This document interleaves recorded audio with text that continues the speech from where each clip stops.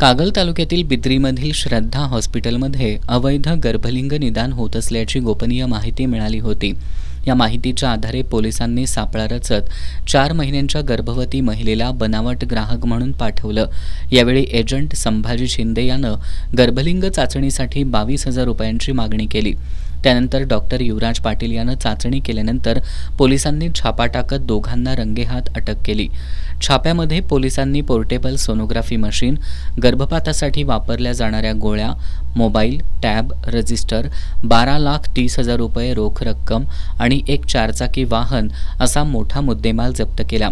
विशेष म्हणजे आरोपी डॉक्टरवर यापूर्वीही अशा प्रकारचे गुन्हे दाखल असल्याची माहिती समोर आली आहे। या प्रकरणाचा पुढील तपास पोलीस करत असून या रॅकेटचे आणखी धागेदोरे शोधले जात आहेत।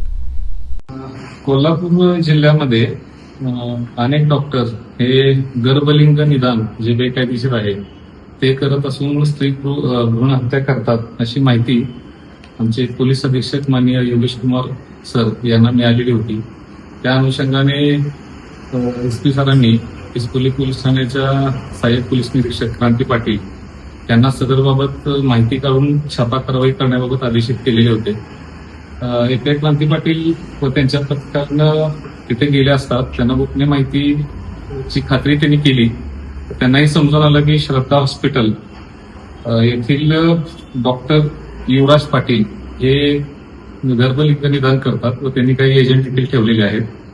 तात्काळ त्यांनी माहिती माननीय पोलीस अधीक्षक सर यांना कळवली। त्या अनुषंगाने आमची एलसीबीचे विभाग आणि टीम पण आम्ही तिथे पाठवली। या सर्व पथकानं तिथले सरकारी डॉक्टर रवींद्र कांबळे यांना बोलवून घेतलं, तसेच शासकीय पंच बोलवून घेऊन तिथे छापा कारवाई केली असतात आधी बनावट गिराईक पाठवलं।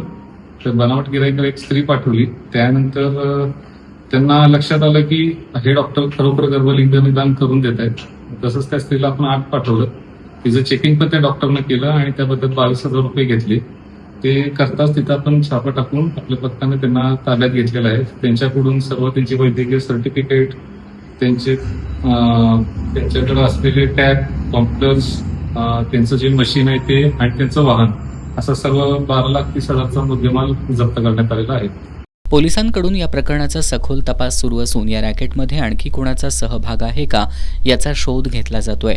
ही कारवाई स्थानिक गुन्हेन्वेषण शाखेचे पोलीस निरीक्षक सुशांत चव्हाण, इस्पुर्ली पोलीस ठाण्याचे सहाय्यक पोलीस निरीक्षक क्रांती पाटील, सहाय्यक पोलीस निरीक्षक वाघ, इस्पुर्ली पोलीस ठाण्याकडील सहाय्यक फौजदार Pore, police head constable Bhairinath Jadhav, Anil Patil, Babita Nalawade, Yugandhara Shelke, Suresh Patil, Rupesh Mane, Vinod Kamble यांनी केली।